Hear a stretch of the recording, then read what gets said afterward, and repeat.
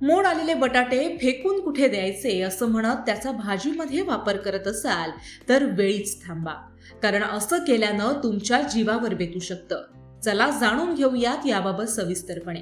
तर बटाट्यांना मोड येणं ही एक रासायनिक प्रक्रिया आहे, कारण जेव्हा बटाट्यांना मोड येतात तेव्हा त्यात सोलानिन आणि अल्फा कॅकोनिन नावाचे घटक तयार होऊ लागतात, जे ग्लायको अल्कलाइड नावाचे विषारी घटक आहेत. त्यामुळे मोड आलेल्या बटाट्यांचा आहारामध्ये अधिक समावेश केल्यास ते अन्न विषारी बनू शकतं. याबरोबरच बटाट्याला हिरवे डाग आले असतील तर तेही बटाटे खाणं टाळा, किंवा ज्या ठिकाणी हिरवे डाग आहेत तो भाग काढून बटाट्याचा इतर भाग वापरा.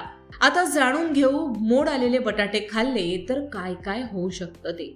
मोड आलेले बटाटे जास्त प्रमाणात खाल्ल्यानं उलट्या, जुलाब, पोटदुखी आणि अपचन यासारख्या समस्या उद्भवू शकतात.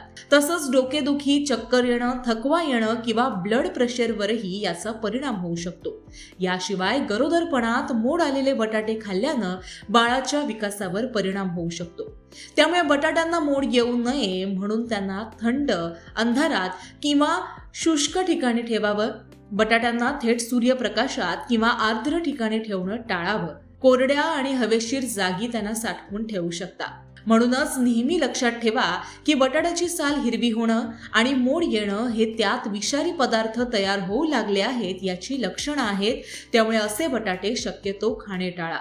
तुम्हाला अजून असे कोणते टॉपिक जाणून घ्यायला आवडले तर कमेंट करून सांगा, आणि अशाच हेल्थ रिलेटेड माहितीसाठी लोकमत सखीला फॉलो करा.